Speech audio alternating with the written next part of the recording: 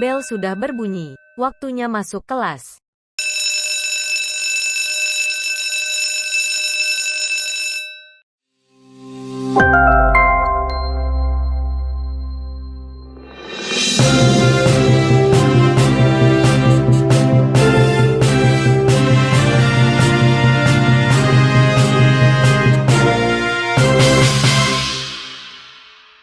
Salam hormat untuk para pemirsa dimanapun Anda berada.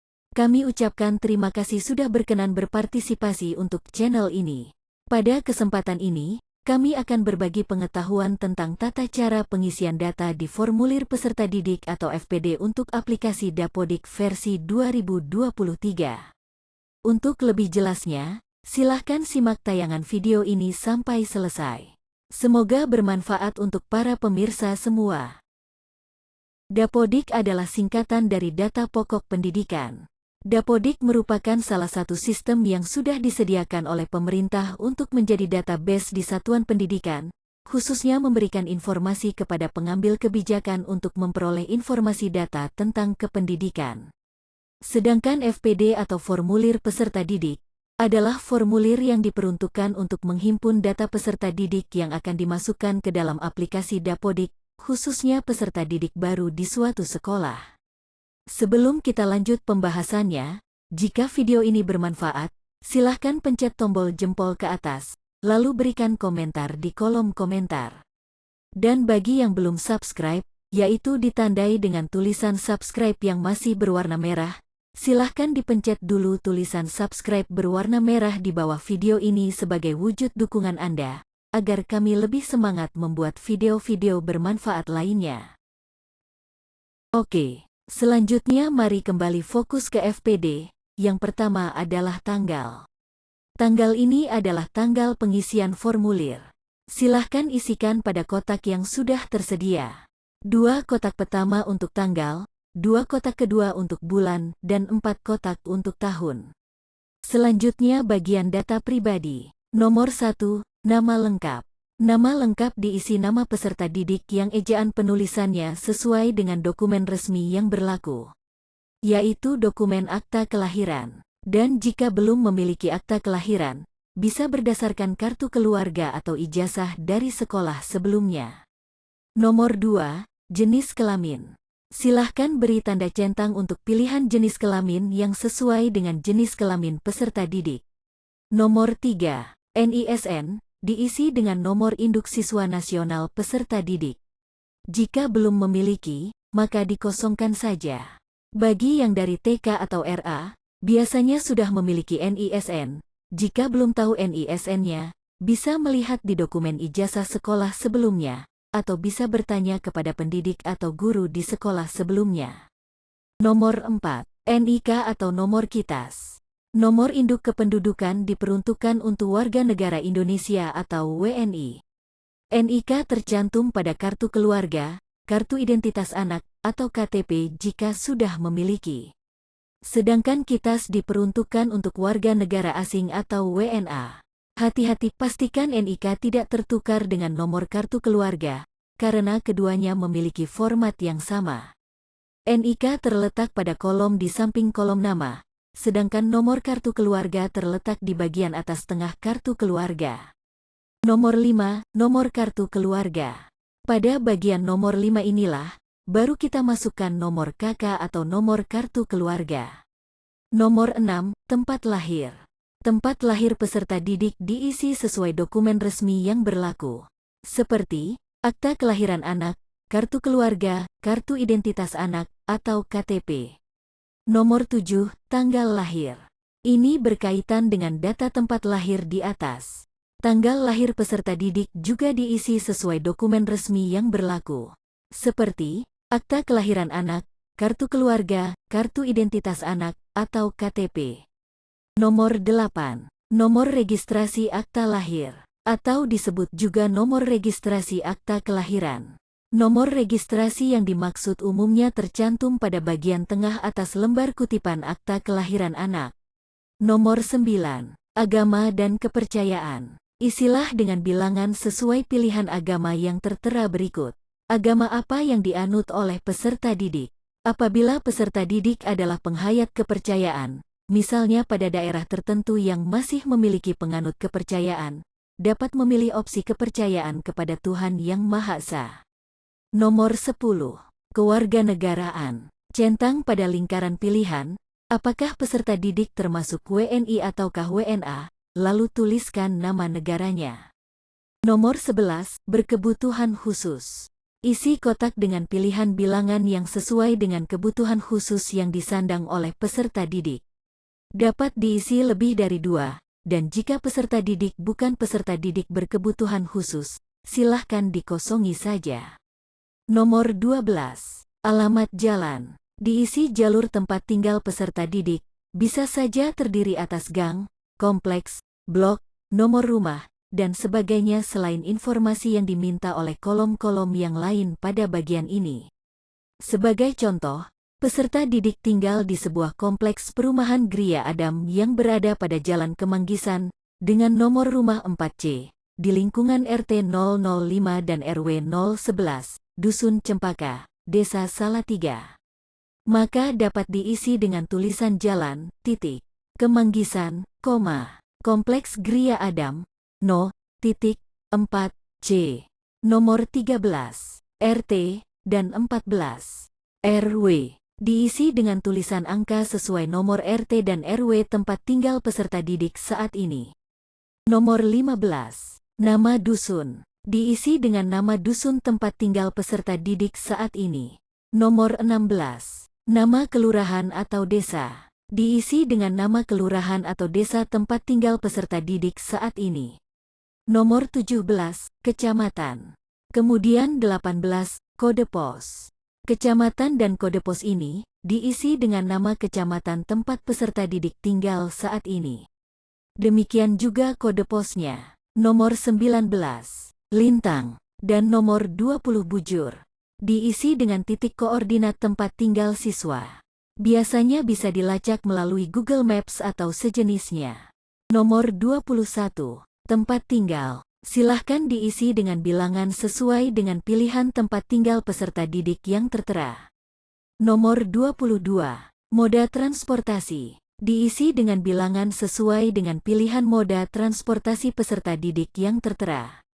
Nomor 23. Anak keberapa. Silahkan diisi sesuai posisi peserta didik adalah anak keberapa. Sesuaikan dengan urutan pada kartu keluarga. Nomor 24. Pekerjaan. Ini diperuntukkan untuk warga belajar. Misalkan untuk peserta didik kejar paket. Maka jika peserta didik bukan warga belajar, bagian ini tidak perlu diisi. Nomor 25. Apakah punya KIP? Silahkan centang, ya, apabila peserta didik memiliki Kartu Indonesia Pintar atau disebut KIP. Dan silahkan centang tidak, jika tidak memiliki. Nomor 26. Apakah peserta didik tersebut tetap akan menerima KIP? Bagian ini diisi dengan status bahwa peserta didik sudah menerima atau belum menerima Kartu Indonesia Pintar secara fisik. Nomor 27. Alasan menolak PIP. Pilih alasan utama peserta didik jika menolak menerima manfaat PIP. Kolom ini akan muncul apabila sekolah memilih ya. Dalam pengisian kolom usulan layak PIP, jadi data ini diisi ketika peserta didik diusulkan sekolah layak PIP, tetapi peserta didik menolaknya. Selanjutnya kita masuk pada data orang tua peserta didik. Data ayah kandung. Nomor 28. Nama ayah kandung. Nama ayah kandung peserta didik diisi sesuai dokumen resmi yang berlaku, seperti akta kelahiran, KTP, ataupun kartu keluarga. Hindari penggunaan gelar akademik atau sosial, seperti DR Dokter, DRS Dokterandes, SPD, H Haji, dan ALM almarhum. Nomor 29, NIK ayah. Diisi nomor induk kependudukan yang tercantum pada kartu keluarga atau KTP ayah kandung peserta didik. Nomor 30, tahun lahir. Diisi tahun lahir ayah peserta didik yang tercantum pada kartu keluarga atau KTP ayah kandung peserta didik. Nomor 31, pendidikan. Diisi dengan bilangan yang sudah tertera pada pilihan, sesuai pendidikan terakhir ayah kandung peserta didik. Nomor 32, pekerjaan. Diisi dengan bilangan yang sudah tertera pada pilihan, sesuai pekerjaan ayah kandung peserta didik. 33. Penghasilan bulanan. Diisi dengan bilangan yang sudah tertera pada pilihan, sesuai penghasilan ayah kandung peserta didik. Mohon diisi dengan sejujur-jujurnya dan sebenar-benarnya. Nomor 34. Berkebutuhan khusus. Diisi dengan bilangan yang sudah tertera pada pilihan, sesuai dengan kebutuhan khusus yang disandang oleh ayah peserta didik. Dapat dipilih lebih dari satu. Data ibu kandung. Nomor 35. Nama ibu kandung. Nama ibu kandung peserta didik diisi sesuai dokumen resmi yang berlaku, seperti akta kelahiran, KTP, ataupun kartu keluarga. Hindari penggunaan gelar akademik atau sosial, seperti DR Dokter, DRS Dokterandes, SPD, HJ Hajah, dan ALM Almarhumah. Nomor 36. NIK Ibu. Diisi nomor induk kependudukan yang tercantum pada kartu keluarga atau KTP ibu kandung peserta didik. Nomor 37. Tahun lahir. Diisi tahun lahir ibu peserta didik yang tercantum pada kartu keluarga atau KTP ibu kandung peserta didik. Nomor 38. Pendidikan. Diisi dengan bilangan yang sudah tertera pada pilihan, sesuai pendidikan terakhir ibu kandung peserta didik. Nomor 39. Pekerjaan. Diisi dengan bilangan yang sudah tertera pada pilihan, sesuai pekerjaan ibu kandung peserta didik. Nomor 40. Penghasilan bulanan. Diisi dengan bilangan yang sudah tertera pada pilihan, sesuai penghasilan ibu kandung peserta didik.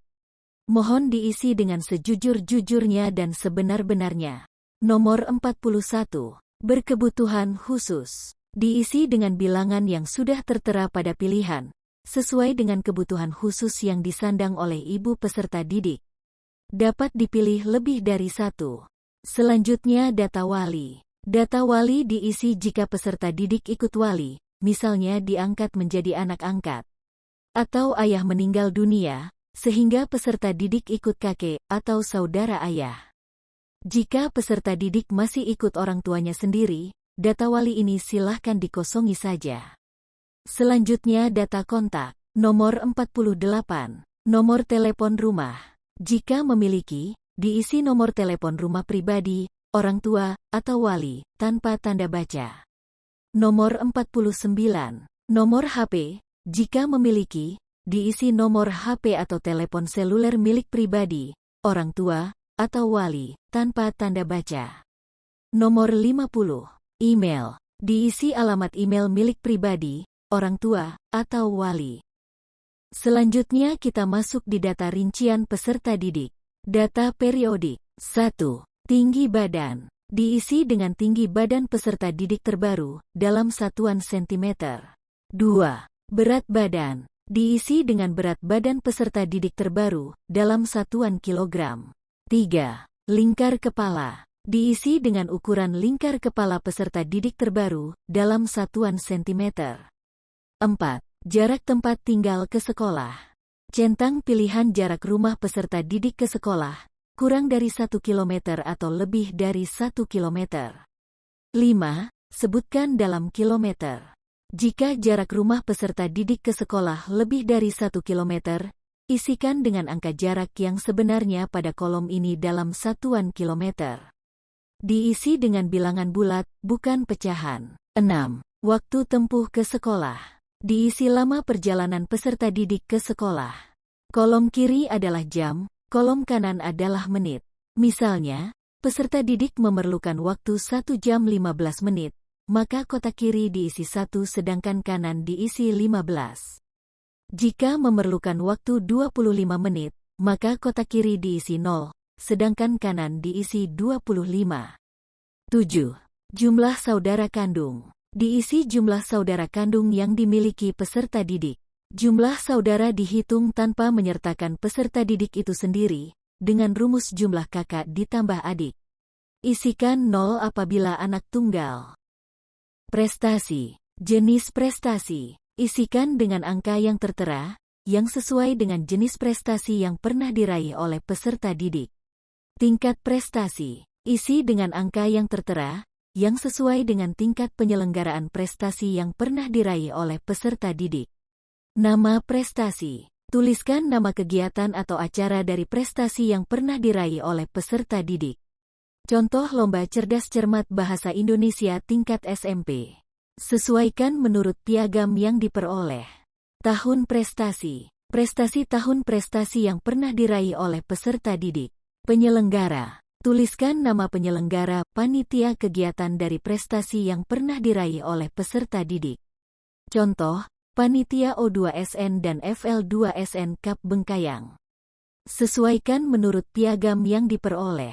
Peringkat. Diisi angka peringkat prestasi yang pernah diraih oleh peserta didik. Beasiswa. Jika diisi peserta didik yang mendapatkan atau pernah mendapatkan beasiswa. Jenis beasiswa. Isikan jenis beasiswa dengan angka yang tertera, yang sesuai dengan jenis beasiswa yang pernah diterima oleh peserta didik. Keterangan. Diisi dengan keterangan terkait beasiswa yang pernah diterima oleh peserta didik. Misalnya dapat diisi dengan nama beasiswa, seperti beasiswa murid berprestasi tahun 2017, atau keterangan lain yang relevan. Tahun mulai. Diisi tahun mulai diterimanya beasiswa oleh peserta didik. Tahun selesai. Diisi tahun selesai diterimanya beasiswa oleh peserta didik. Jika beasiswa tersebut hanya diterima sekali dalam tahun yang sama, maka diisi sama seperti tahun mulai. Selanjutnya kita masuk ke data kesejahteraan peserta didik. Nomor 8. Jenis kesejahteraan. Isikan dengan angka yang tertera, yang sesuai dengan jenis kesejahteraan yang dimiliki peserta didik. Nomor 9. Nomor kartu. Tulis nomor kartu sesuai pada kartu yang dipilih dan diisikan pada data jenis kesejahteraan di atas. Nomor 10. Nama di kartu. Tulis nama peserta didik yang tertera pada kartu yang dipilih dan diisikan pada data jenis kesejahteraan di atas. Catatan. Agar data lebih valid, sertakan dokumen pendukungnya, di antaranya, 1. Fotokopi akta kelahiran peserta didik sebanyak 1 lembar. 2. Fotokopi kartu keluarga sebanyak 1 lembar. 3. Fotokopi ijazah atau rapot peserta didik sebanyak 1 lembar. 4. Fotokopi kartu kesejahteraan yang dimiliki peserta didik sebanyak 1 lembar, misalnya kartu KIP, PKH, atau kartu sejenis lainnya. Demikian pemaparan dari kami, semoga bermanfaat bagi pemirsa semua dimanapun berada. Apabila ada kesalahan dalam berucap, atau ada kekurangan dalam penyampaian, kami mohon maaf yang setulus-tulusnya. Silahkan tulis komentar di kolom komentar, baik itu berupa pertanyaan, ataupun kritik dan saran untuk kami, agar kami dapat lebih baik lagi dalam memberikan manfaat untuk semua.